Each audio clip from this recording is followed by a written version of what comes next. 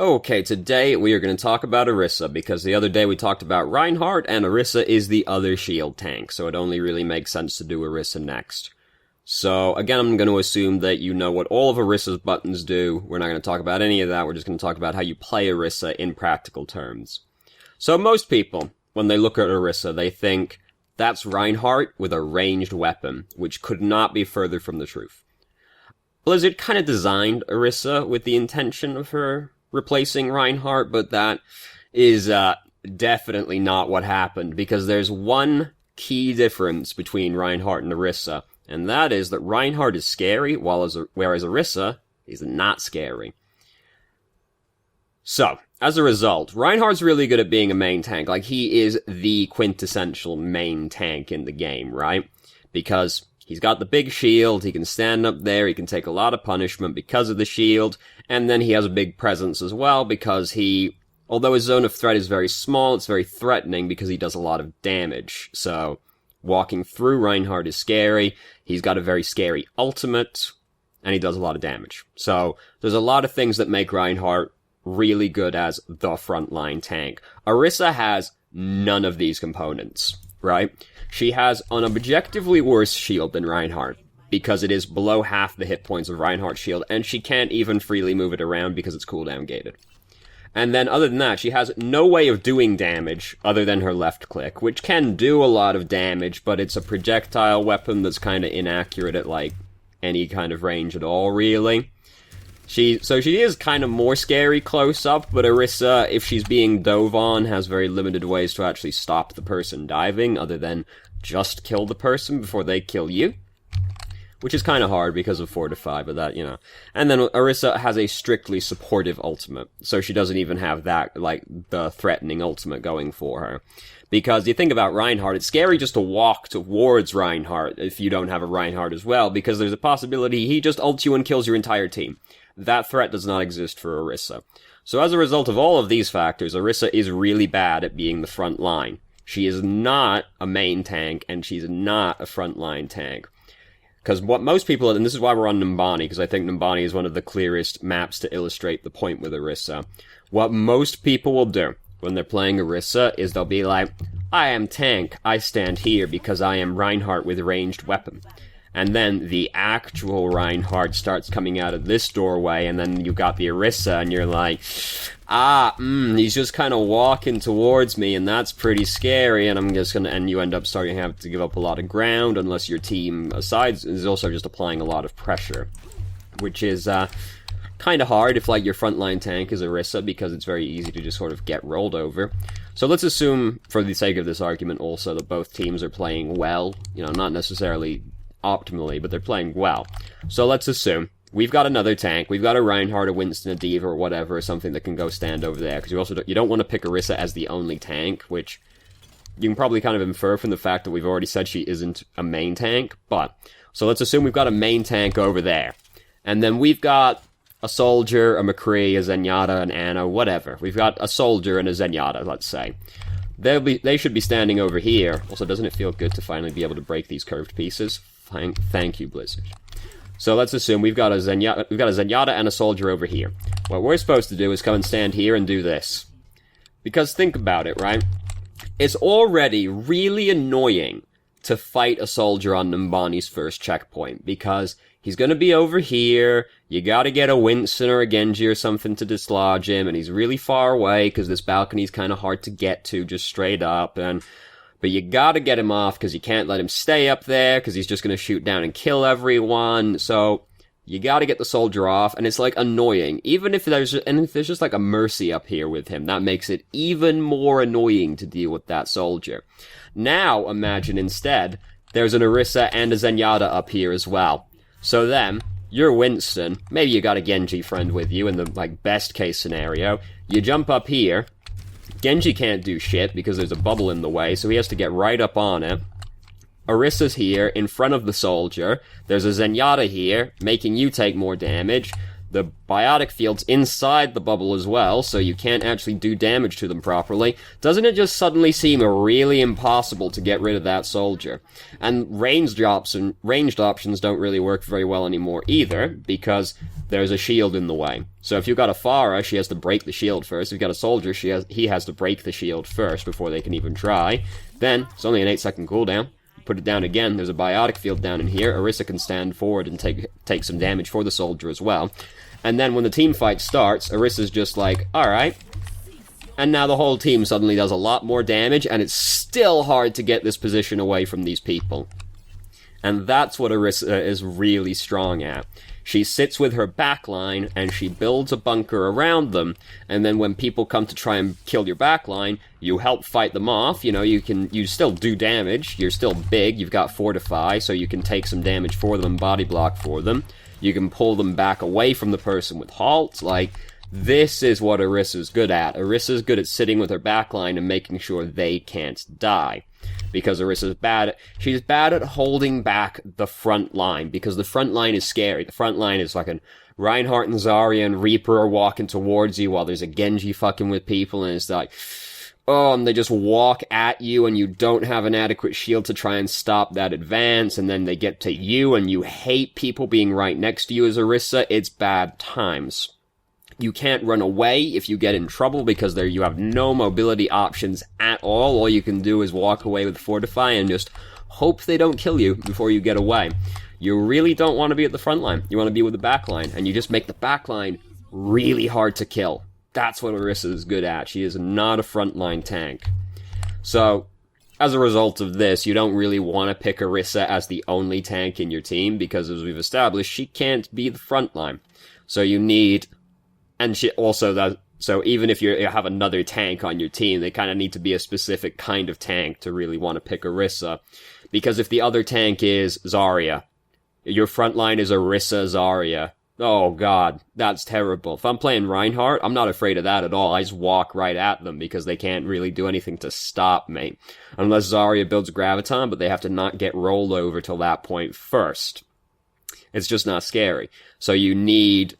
Or like a Roadhog as well, because Roadhog isn't very tanky. He has a lot of presence, but he isn't necessarily going to hold back the march of the actual, like, well-made team comp, right? So you need to pick Orisa when one of your other tank is like Reinhardt, or Winston, or D.Va. It has to be someone who actually can stand up there at the front and, like, dissuade people from just walking at you, because Orisa is not very good at that.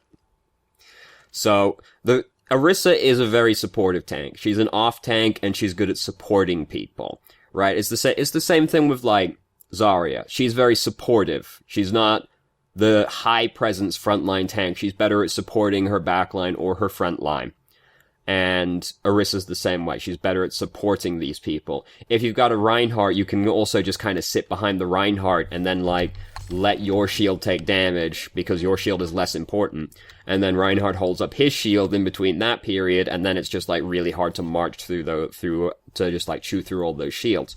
Which is why, like, the quintessential cheese team is, like, Reinhardt, Orisa, Bastion.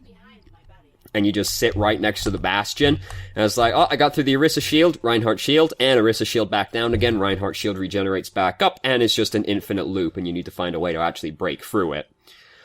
So, Orisa's good at supporting people. She's not good at actually being the front line. And this is, you know, all of her abilities are supportive, right? Like, she has very limited actual ways to do damage. Her ultimate doesn't do damage. It makes her team better. Her right click does no damage. Her E does no damage. It's a shield. Her left click, her shift just makes her harder to kill and CC immune. She's not very damaging. She's not very scary. And so, this also means that Orisa is naturally more suited to playing defense than she is playing attack, because we can do something like we've illustrated before, where you can just sit up here and do this. This is not to say Orisa can't attack, but you have to play it very differently. You basically have to be very patient. The first checkpoint is not the best example of this, so let's assume we're on the street phase, right? No, that's not the best example either, because there's a payload on this map, so we'll go back over here. So you have to be patient is the main thing. So let's assume we're attacking Numbani right now, and we're going to try and go the traditional way. where we go up here. And there's nobody in here, so we chuck the shield ahead of us, and then we walk up, and now we can start, like, poking through the doorway. And the thing is, you have to be really patient with attacking, because you advancing in is gated by the cooldown on your shield. Because you can't just... You don't want to put it down and then go, alright, I'm going in now. Because then your shield is on cooldown for 5 seconds, so you can't actually, like, do any protecting. You have to actually... If you put your shield down somewhere, that's where you are until your shield comes off cooldown. Unless you suddenly kill, like, half of their team randomly, then it doesn't really matter. But assuming things are relatively neutral, you have to actually, like... Put it down. Alright, I'm here now. And I will do this kind of thing for 8 seconds. Okay, now my shield is off cooldown. Now I can chuck it forward, and we can advance a little bit more. You have to just slowly leapfrog your way forward, because advancing with Orisa is gated by the cooldown on her shield. Again, you know, hopefully we have another tank as well. Though if we're attacking, the tank is probably more likely to be Winston or D.Va, especially on Numbani, where high ground control is so important. So, hopefully they're doing something as well at the same time, and then you, with, like, the slower members of your team, the Zenyatta, the Mercy, the Soldier, whatever you've got, while the Winston and the Genji are off doing their diving thing, you're just slowly leapfrogging forward with your shield as well, and then you eventually get into a position to attack. If you got a payload, it's pretty simple, you know? You sit on the payload, you put the shield down, nice. And that's how you do it, basically. You just have to be very patient when you're attacking with Orisa, because it's very common, people are just like, alright, put my shield down, let's keep going. No, you have to wait for your shield cooldown to actually do that. Orisa is pretty good at attacking, even a high ground control map like Numbani, because Halt is surprisingly good at contesting people on high ground, because imagine we've got a soldier up there. We chuck Halt forward, and then we pull soldier off the high ground. Which takes some getting used to on the exact range on it. I'm really bad at doing this kind of thing, because I also kind of find the tentacles coming off of the orb really hard to see. I'm also colorblind, that might have something to do with it. So she's actually surprisingly good at contesting high ground, because if there's just like a soldier's up there, pull him off, and then he's not on the high ground anymore. And the thing with contesting high ground is it's not even necessarily about killing the person on the high ground, it's just about getting them off of the high ground so that they aren't up there. Halt's pretty good for that. So she's pretty good at attacking even a map like this, which you would typically think that Orisa isn't very good on a map that demands high ground control. She actually does have a way to contest high ground. Even just like, you see your team is fighting up there, Orisa's shield can get chucked up there. So if you see your Genji is fighting with a soldier or something up there, you would very rarely actually do this, but you can still do it. You see like half your team's fighting up there, you can chuck your shield up there, and your team can fight behind that. Even though you can't get up to the high ground yourself because you have no vertical mobility, you can affect the battle on the high ground, which is the important thing. And then of course you can still shoot up there as well, like you have a left click. But your abilities actually reach up there. And the Bongo has a really fucking long range. Like, it goes forever. So, you can affect the battle on the high ground, which is the important thing. You don't necessarily need to be able to get up there, as long as you can actually affect the fight that's happening up there. This is why Moira, by comparison, is bad at attacking on Numbani, because she can't really affect the battle on the high ground that well. Because none of her abilities really reach up there properly, except for the orb, and even then, you know, it'll bounce there and then it'll bounce off. Orisa can actually, like, affect that fight. So she's better at attacking these places than Moira is. I see a very common question with Orisa as well is, when should I use my ultimate? And you should think of it as being a support ultimate, because it is. And all support ultimates are the same way, with kind of the exception of Valkyrie, because Res is tied to it. You want to use the support ultimate as early in the fight as possible, because you want as many members of your team to be able to benefit from it as possible. So, right at the start of the team fight, everyone's still alive, hopefully. You know, hopefully half your team isn't dead when the team fight starts. So your whole team are alive. They're more likely to use their ultimates at the start of the fight, which is when the Bongo will also be most effective because it will combo with another ultimate. Or it is more likely to combo with another ultimate. And you just want it to affect as many people as possible for as long as possible. And then aside from that, there are a few, like, you just want to use it as early in the fight as possible. The exception would be if you think the bongo is going to immediately get broken. Like, suppose the fight starts because you're up here, but then, like, Diva, Genji, and Winston, like, land on you, and that's what starts the team fight. You put the bongo down right here, they're just gonna immediately break it, because they're all right in front of you. So then there's not necessarily much point using it right at the start of the fight, because they're gonna break it so quickly. But general rule of thumb, you want to use it as early in the fight as possible. There are a couple of other things where you sort of want it to be out of the way of the enemy team. So, if, for example, suppose our team is like Soldier, McCree, Zenyatta, right? And they're all up here, and we're relatively certain they're not just going to jump off the high ground as soon as a fight starts. What you can do is you can come in here, and you can put the bongo right here, because it will still reach all of the people we want it to reach, right? It's going to reach us, plus Soldier, McCree, and Zenyatta. That's 4 out of 6 people, and it's the 4 people you would probably want to have it the most in the most cases, because one of the other people is going to be like Mercy, and then the other person is going to be like Winston or Reinhardt. So all the important people still get the bongo, but it's hard to kill it because it's in here. Now, if your team jumps off the high ground, or you have to suddenly give up the high ground, you're going to be really sad that you put it in there. But if we're pretty certain that that's not going to happen, it's really hard to break it. Just general thing, you want it to be in a position that's difficult to get to, or difficult to break. Like, we think the fight's going to happen on the point. If you just put the bongo, like, here, it has the pillar for cover, but then it still reaches all the people who are actually fighting on the point. And then you can put the shield like so, and then it's hard to kill the bongo. The bongo is very fragile, so you have to actually kind of think about how you're going to put it down.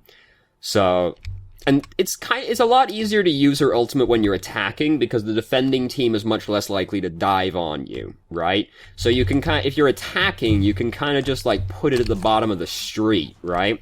And it'll reach all the way up here, and the defending team are very unlikely to break it because they have to come so far away from the checkpoint that it's not really feasible for them to do so.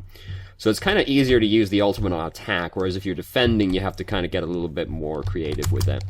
As a general thing, if you're going to use your ult, try to at least be able to put a shield with it, if nothing else, right? You're right, like right out here when the fight starts, you want to use the ultimate. I can't really get anywhere super great to put it down out of the way, so I'll just put my shield right down at the same time, and then at least it's got the shield in the way. Worst comes to worst, you can always stand on top of the bongo to protect it, right?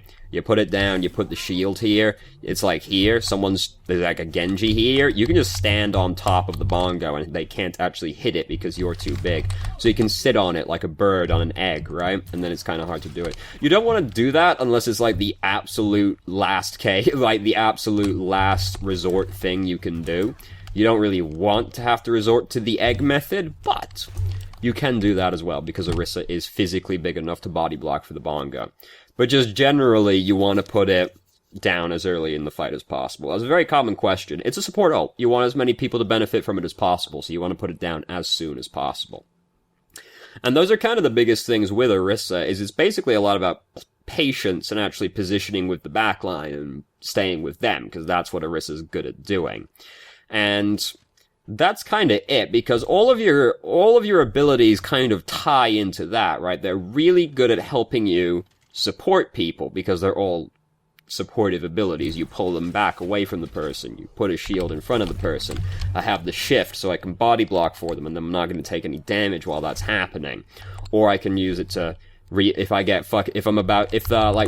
like Orisa can stop a Reinhardt charge because she is CC immune while she's using Fortify. So you see Reinhardt charging forward, you walk forward, it acts as if, it doesn't knock him down, it basically acts as if Reinhardt knocked into a wall, but it stops him. So she can stop a Reinhardt from charging in, that kind of thing.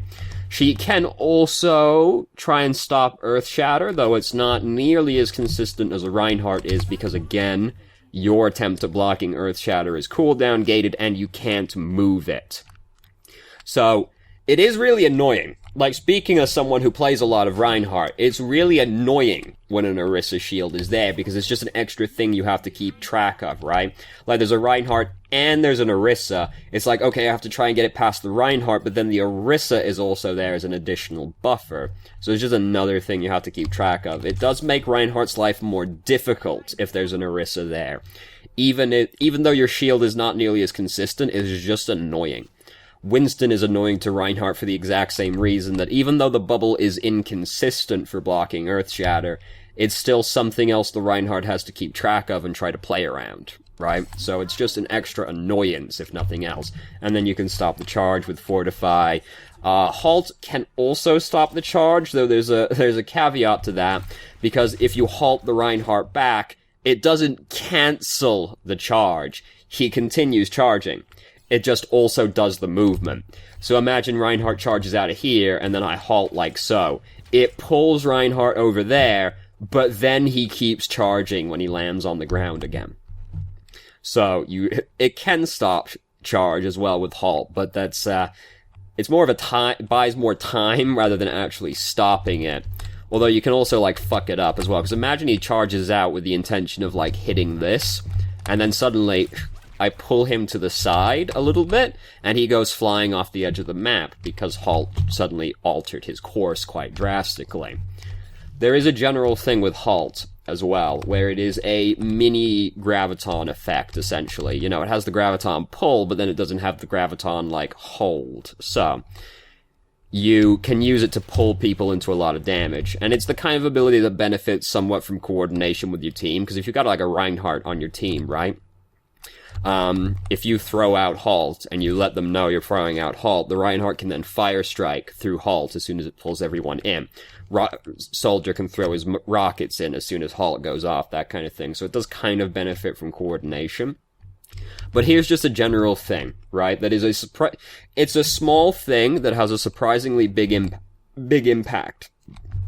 Excuse me, Jesus Christ. So what most people do, at least when they're learning to play Orisa, is they kind of just throw Halt. Like, you want to throw Halt out as often as possible, just as an annoyance. It makes them take more damage. It's something they have to try and, like, play around. So you kind of throw it out, like, pretty frequently as an ability. Most people just chuck it, right? Like, at eye level. Like, I'm shooting at Reinhardt, I just chuck it out, whatever. What you actually want to do is you want to chuck Halt into the air a little bit.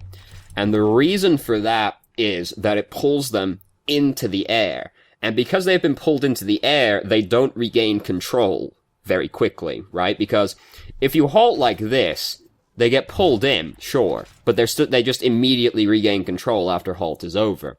Whereas if they are in the air, they have to actually land again. So if you chuck it like so, they all go up, and then they all go down, and then they're allowed to move again. So chucking Halt up over the team just extends the duration of its crowd control effect, because they have to actually hit the ground again. So that's a surprisingly small thing that has a surprisingly big impact, because you are essentially doubling the duration on your crowd control. That's not quite what's happening, but that's essentially what is happening. So that's a small thing that has surprisingly big returns. And that's just kind of it. Like, Orisa is very easy to play. Like, once you sort of figure out what Orisa is actually meant to do, which is don't be a frontline, be with your backline protecting them, Orisa suddenly becomes very easy to play. Because suddenly, you have a very clearly defined role, and all of the abilities sort of tie into that, right? Like, it all comes together. If I tell you to just sit back there and protect Soldier, you're like, oh, alright, I put this around him. If someone comes up, I use Halt to fuck with them. I either, like, just pull him away. If Winston, like, jumped up here, I can pull him off the high ground with it, and then he's not even contesting us at all anymore. I can, like, stand in the way with Fortify.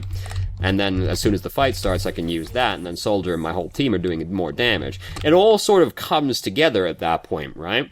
Whereas if you're on the front line, which, I mean, sometimes you have to do as Orisa, because imagine you have a Reinhardt on your team. If Reinhardt dies, you're the front line now. Doesn't matter if you're meant to be the front line or not. You are the second most qualified person on your team to be the front line. So if your front line tank dies, you gotta stop doing that. You gotta come be the front line again, right? Like, you have to actually, like, flip the switch and be like, I don't want to do it, but I have to do it, right? But it all sort of comes together at that point, because if you're trying to be the front line, then it's a lot more difficult, because your shield isn't actually that sturdy, right? It's only 900 health. It's only 300 more than a Winston shield, and Winston shield is seen as being very fragile. 300 health is kind of a big deal, but, like, not overly so. So, you suddenly get, if you're trying to be the front line and you're getting pressured, you're like, my shield is, like, just doesn't last long enough. You have to try and halt to, like, slow them down, because you're trying to, like, chip through Reinhardt's shield with your damage. You probably have to pop Fortify really early, because you're just, like, your shield went down, but it wasn't back off cooldown yet. It's very stressful trying to be the front line as Orisa, whereas if you're with your backline, it's really relaxed, and it's really easy, and there's not very much to it, honestly. But if you are with the backline and your front line dies, you do have to now come and be the front line. Like, doesn't matter if you don't want to, you have to. And that's true of every tank. Even if the tank you're playing is not meant to be on the front line, or not meant to be the frontline tank, if your main tank dies, if the Reinhardt dies, you are the front line now. You have to be, because no one else can be. The soldier definitely can't be the front line. So it doesn't matter if you're playing Zarya, you're playing Roadhog. If that Reinhardt dies, you have to go and try to be Reinhardt to the best of your abilities until Reinhardt gets back, right? Like, and you're like, I don't want to do this because I'm only Zarya, like, I'm only Orisa, I'm only Roadhog. You gotta. Because what are you gonna do? Are you gonna try and let McCree and Soldier be your front line instead? No, you have to actually try and be the front line at that point. But Orisa is meant to sit with the back line and support them. And that's kind of it. There isn't that much really going on with Orisa. Once you know, like, the gist of what you're meant to be doing, Orisa is very simple. And, you know, like all tanks, she's pretty light mechanically. She has one of the higher mechanical requirements, because halt is kind of hard to line up. Chucking the shield, like, far away is a little bit counterintuitive, and she has a baseline aim requirement. And it's a projectile weapon, which is debatably harder to use. So, if you're really good at tracking, you'll have a great time at Orisa, because that's, like, by far the most, the best skill you can have for Orisa. There's a way you can practice tracking, and I'm trying to think of the best way to illustrate it on this map. The way you practice tracking is that you kind of go onto a map, and you pick a point on the map, and you just walk around. Like, I'm not very good at tracking, so this is going to be me fucking up. And you just sort of move around the object and track it. And you can sort of do that to practice or get warmed up or whatever. Because you just pick a thing, and then you track it. And then you're like, alright, like so. A really good one is, Well on Ilios, the lanterns on the wall, because they are small, but not ridiculously small, and it's like a very specific point on the wall that you're trying to shoot at that kind of juts out, so you can, like, track the lantern around and just sort of practice like that. Because tracking is the most important skill mechanically for Orisa, because if you have absolutely zero ability to aim, you are going to find that you don't get that much done as Orisa. Because she also, just like a basic thing as well, don't reload that often, because, like, it takes a long time for Orisa to reload. It's like almost I think it's like 1.8 seconds or something ridiculous like that. Her clip is 150 rounds. Like, and I do it. I've found myself doing it where I've been like, alright, and reload. When I'm only missing like 15 rounds, like, don't do that. Because that just increases the chance. Like, if you're at like this, like, if nothing's happening, you're pretty sure nothing's gonna break out, like, sure, reload, but don't just, like, compulsively reload over and over again, because Orisa's reload is really fucking long. Don't do that. But there isn't that much going on with Orisa. Once you get, like, the range on your abilities down, and once you figure out what you're really meant to be doing, Orisa becomes a lot easier to play. She doesn't have the... it's game ended. Alright, yep, see? Really rambling, incoherent person. So let's just go, yep, we'll go to King's Row, that's fine. King's Row is kind of better to illustrate, like, slowly advancing in with the shield, actually, because of the first checkpoint. Which, you know, you probably got the idea from, but this is a better map to, like, show it, rather than, tell you about it. Because showing is so much easier than telling. So, we're going to have to walk for a while, though.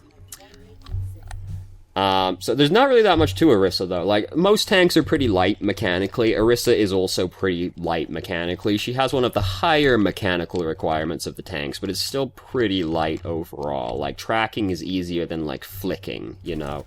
And it's a fucking minigun. Like, it's not the end of the world if you miss one shot, right? So this is, like, the patience thing, though, right? Because people do this. They put the shield down like so, and then they're like, alright, let's go in. But what you're meant to do is, like, you put the shield down there, and then you wait for your cooldown to be up, and then you go, okay, now we go over here. Now you, like, well, you could just, like, try and run across, or you can put the shield like that, and then run across, kind of like a Reinhardt-esque effect, right? Where you use it to cover your team going through. Then you wait, and you, like, peek the corner, and then you move up like so. You just have to be patient and play around the cooldown of your shield. You probably got the idea, but I think this is a better map to show that particular example. But, yeah, like, she doesn't have the same kind of mechanical requirement as, like, an actual DPS hero, but she also is relatively light decision-making, because she doesn't have that many, like, big playmaking things, right?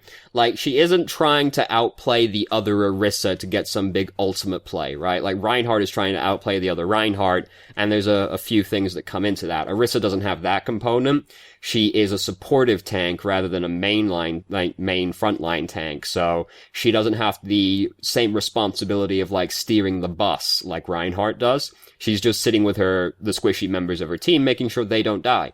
Which is pretty easy, decision-making wise. Like, is Winston here? Nope. Alright. Is Winston here now? Yes. Alright, focus him instead. And then the rest of the time, you're just like, if nobody's pressuring your back line, you're just, like, poking at their front line, right? Because, like, you got a big gun, you got long range, you can fight people from far away. This is why you also have a long range weapon, so that you can sit with the soldier and the Zenyatta and protect them, while also still doing something during the down period, right? Because if you're playing Winston and you're sitting with your backline, you feel really useless for extended periods, because you're like, I'm gonna Tesla the shit out of this barrier while I wait for someone to arrive. Orisa can actually still contribute in the fight while protecting her backline. But she is pretty easy. Like, the biggest thing is just sit with your backline and protect them. And don't forget, just like with Reinhardt, just like with every other tank, you are a tank, so your number one priority is protecting other people. You doing damage comes secondary to that. And Orisa's supportive as well, so she doubles down on this. You protecting your teammates is more important than you doing damage, right? You putting down the bongo early in the fight is more important than you, like, I could sit here and do, like, a little bit more damage to this Roadhog, or I could, like, take half a second to walk over here and put my bongo down in a safe position, and now my whole team does more damage, right? Like, you protecting your teammates and facilitating them doing more damage is more important than your damage. Protecting people comes first for a tank, doing damage comes secondary.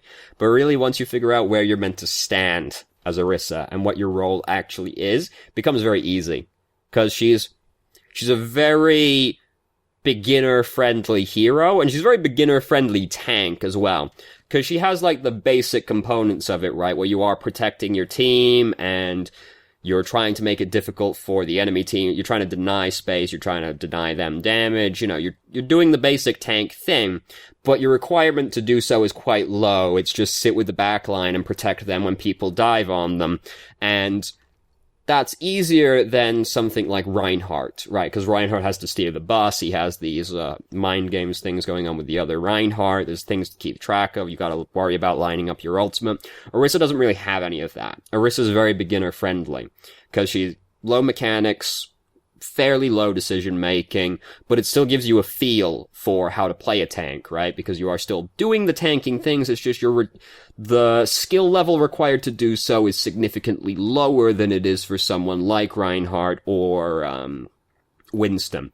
So, if you were just starting the game, or you were just looking to kind of pick up a tank, but you hadn't done it before, I would recommend Orisa, because she is probably the easiest tank to play. Low mechanical requirement, low decision-making requirement, but still gives you a feel for what you're meant to do as a tank, so it does help you still, grow your decision-making as a tank, right? But without the heavy penalty for failure that someone like Reinhardt does. Because if you, like, mistime your shield and then it ends up, like, breaking as a result, like, whatever, soldier just moves somewhere else, right? Whereas if Reinhardt fucks up and lets his shield break at a bad time, he kills his entire team. Orisa just forces, like, the soldier to move a little bit, right? Or the soldier takes a bit of damage. The punishment, the level of skill required is lower, and the risk of the penalty for failure is also lower, so she's a very beginner-friendly tank. And that's kind of it. The base is just sit with your backline. Don't try to be the front line. Like, try to pick Orisa with a frontline tank, and then help them, or help your backline. It'll depend on your team comp as well, because if you don't have any long-range DPS, you will just sit up there with your frontline and try to help, like, make the Reinhardt's life easier, or make the D.Va, the Winston's life easier, right? Because if your team is like Genji Pharah, right, they're not sitting back there with you, they're off doing their own thing, so then you're just supporting the backline, the frontline, rather. Whereas if you have a Zenyatta soldier kind of setup, then you sit with them, and you protect them, and make their life easier instead. And then if the front line actually dies, you go and try to do that to the best of your ability until the actual front line gets back. But I find the most common issue with Orisa that kind of causes all of the other issues that Orisa players have is they're just standing in the wrong place. They're just standing too aggressively. And if attacking, the most common issue is just they don't have enough patience, where they just put the shield down and like, let's go. Now you have to wait for your shield cooldown, and then you move with that and you leapfrog forward. Those are like the common things. Orisa is very simple. Recommend playing her if you're new or new to tanking. So, that's kind of it. So, thank you very much for watching. If you did, if you have any questions, feel free to ask. I'm more than happy to answer, and I hope you found the video helpful.